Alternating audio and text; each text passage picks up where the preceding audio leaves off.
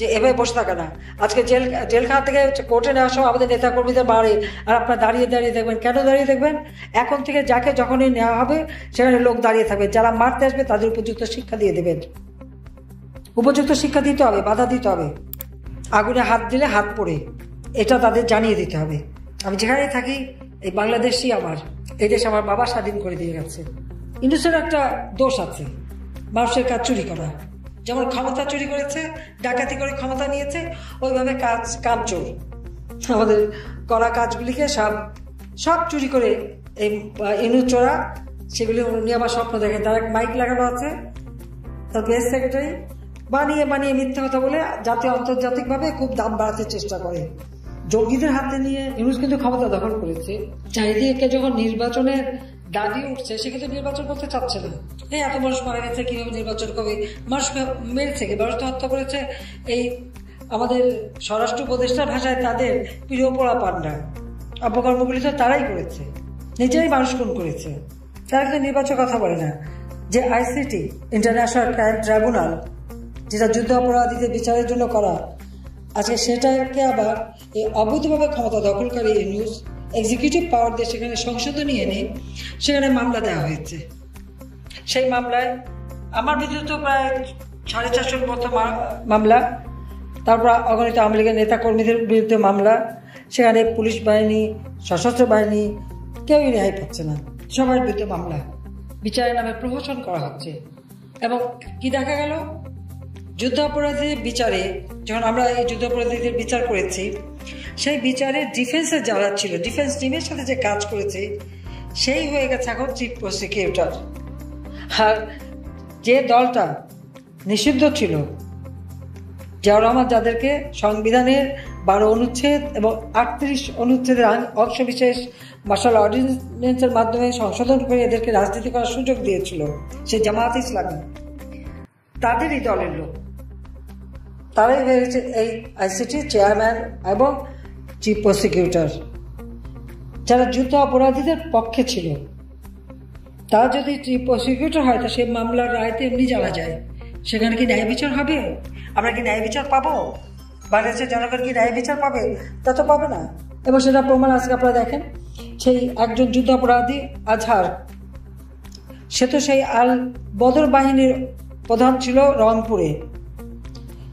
মেয়েদেরকে তুলে তুলে ধরে পাকিস্তানি হানাদার বাহিনীর কাছে তুলে দিত, এবং প্রেগনেন্ট মেয়ে তাকে রেপ করে দিনের পর দিন রেপ করেছে। তার পেটের বাচ্চা তো নষ্ট হয়েছে, তার জীবনটাই ধ্বংস করে দিয়েছিল। এবং এভাবে কয়েক শত মেয়েকে তারা সেনা ক্যাম্পে তুলে দেয়, এমনকি অনেকে গুলি করে হত্যা করে। এবং ওই অঞ্চলে সেই নিষবেদগঞ্জ থেকে শুরু করে সারা অঞ্চলে মানুষকে তুলে তুলে ধরে গণহত্যা চালায়, মুক্তিযোদ্ধাদের গণহত্যা চালায়। এবং এর ফুলফুরি প্রমাণ রয়ে গেছে। এখন স্থানীয় লোকজন জানে আজহারের কুকীর্তির কথা, তা প্রমাণিত। অথচ সে সাজা পেয়েছিল, আজকে তাকে সেই সাজার থেকে মাফ করে দেওয়া হয়েছে এবং মুক্তি দেওয়া হয়েছে। অপরদিকে মুক্তিযোদ্ধাদের অপমান করা, তাদের গলায় জুতার মালা পরায়, শিক্ষকদের গলায় জুতার মালা পরায়, শিক্ষকদেরকে জোর করে পদত্যাগ করায়, মুক্তিযোদ্ধাদের অপমান করা হয়।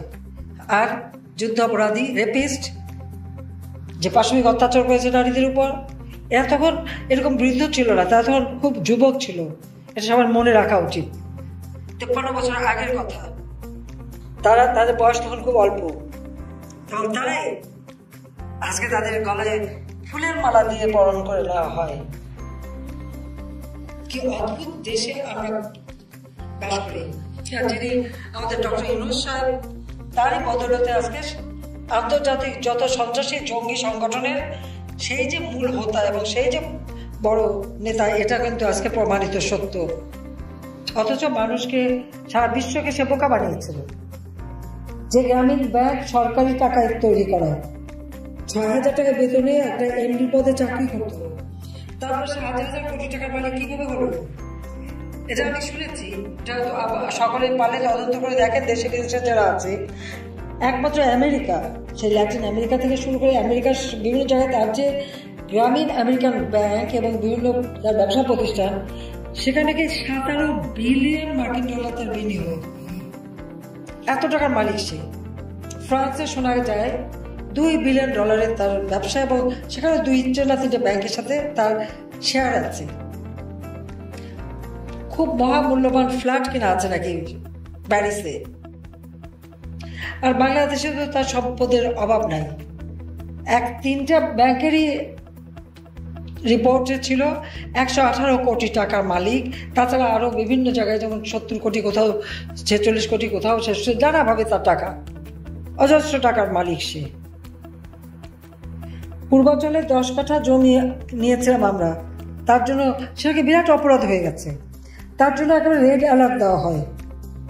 আমাদের ছেলে মেয়ে কেউ বাদ যায় না, জয়, পুতুল, বাবু, টুলি, প্রভৃতি কেউ না, রেহানা, সবার বিরুদ্ধে মামলা। অপরাধ কি 10 কাঠা জমি? কেন আমরা কি অপরাধ করছি? আমাদের কি 10 কাঠা জমি পাওয়ার অধিকার নাই? আমাদের সব সম্পদ দিয়ে দিচ্ছে জনগণকে, আমাদের ছেলেমেয়ের কি কোনো অধিকার নাই? আর ইউনিসেফ তাহলে কি আছে শোনেন আপনারা। এই পূর্বাঞ্চলে তার 4000 কাঠা, 4800 কাঠা জমি, 4800 কাঠা জমি, সেখানে সে রিসোর্ট করেছে নৈসর্গ নামে। তো পূর্বাঞ্চলে এত জমি সে কিভাবে নিল? কোন আইনের বলে, কোন পরিকল্পনা বলে সে নিয়েছে? তার জবাব দিতে হবে না? তার বিচার হবে না? তার হিসাব হবে না? উত্তরে 5 একরের উপরে জমি। কক্সবাজারেও কিন্তু নৈসর্গ রিসোর্ট আছে। সমগ্র বাংলাদেশে 6000 কোটি টাকার খালি জমি কিনে রেখেছে, মানুষকে নাকি সেবা দেবে। আজকে একটা সেবাও কি মানুষ পেয়েছে সেখান থেকে? চট্টগ্রামে 83 কাঠা জমি নিয়েছিল, 83 না 87 কাঠা জমি।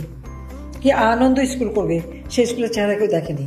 আর ক্ষমতা আসার সাথে সাথে ব্যবসা বাণিজ্য 2 হাতে লুটে নিয়েছে। যেমন তার সমন্বয়ক উপদেষ্টা 2 হাতে টাকা বানাচ্ছে, শেয়ার মার্কেটে 90,000 কোটি টাকা লুট করে নিয়েছে, আর সেখানে তারা এখন 100 কোটি টাকার মালিক হয়ে গেছে।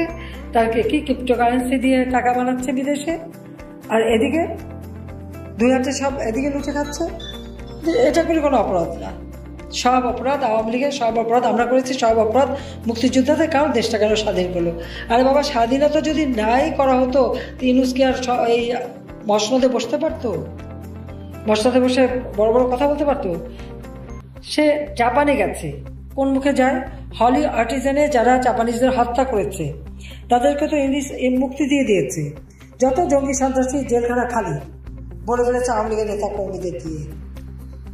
আবার মাতার বাড়ি এই পরিকল্পনা আমার, এবং জাপান সরকার, জাপানের প্রাইম মিনিস্টার বাংলাদেশে এসেছিলেন। আমি তার দাওয়াতে জাপানে গিয়েছিলাম। $6 বিলিয়ন আমাদের একটা এমইউ সই হয়, যেটা লাইন অফ ক্রেডিট তিনি বাংলাদেশে বিনিয়োগ করবেন।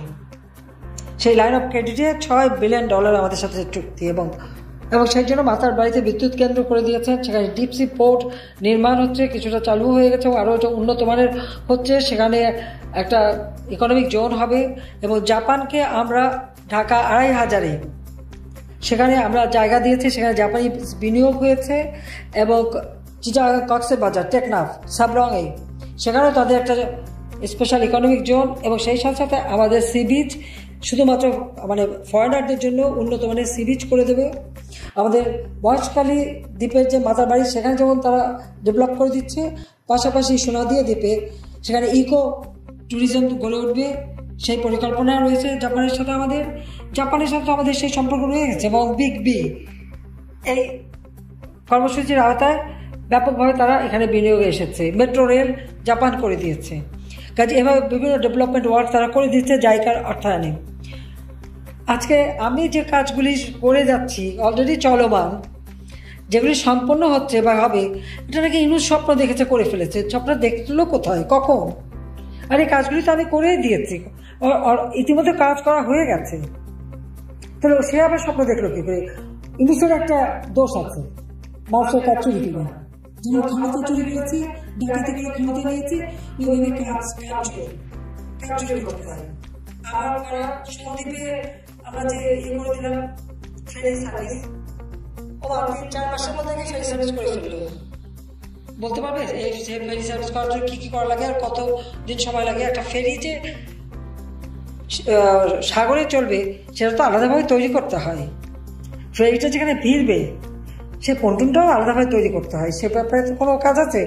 7 উপদেষ্টা 7 কেজি নিয়ে 1 ফিতা কেটে 7 টুকরা করে উদ্বোধন করতে গেল, ঠিক এইভাবে যমুনা নদীর উপরে রেল সেতু, এটাও তো আমার করা। এই বরিশাল আপনারা ভেবে দেখেন তো, আগে যাতায়াত করতে কত সময় লাগতো, এখন 3 ঘন্টা থেকে 4 ঘন্টার মধ্যে ঢাকা আসতে পারেন। এখানে পদ্মা সেতুই শুধু না, তার আগে শিকারপুর, দ্বারিকা, গাবখান, কীর্তনখোলা, পায়রা নদীর উপর সব ব্রিজ কিন্তু আমার করে দেওয়া। প্রত্যেকটা সেতু আমরা কত নাম বলবো, সমস্ত সেতুগুলি এক এক করে করে রাস্তা করে দিয়েছি।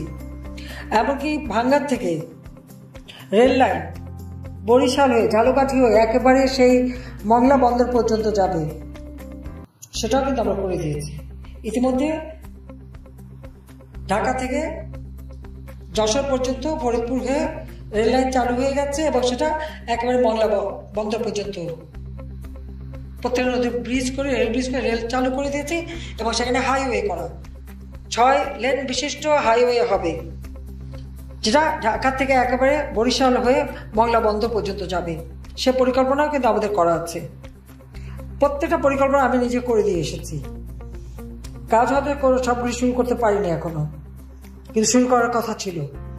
আমাদের করা কাজগুলিকে সব চুরি করে এই ইনুচোরা সেগুলি নিয়ে আমার স্বপ্ন দেখে। তার এক মাইক লাগানো আছে, তার প্রেস সেক্রেটারি বানিয়ে বানিয়ে মিথ্যে কথা বলে জাতীয় আন্তর্জাতিকভাবে খুব দাম বাড়াতে চেষ্টা করে। কাজে এর হাত থেকে দেশকে রক্ষা করতে হবে এবং তার জন্য সকলকে ঐক্যবদ্ধ হতে হবে।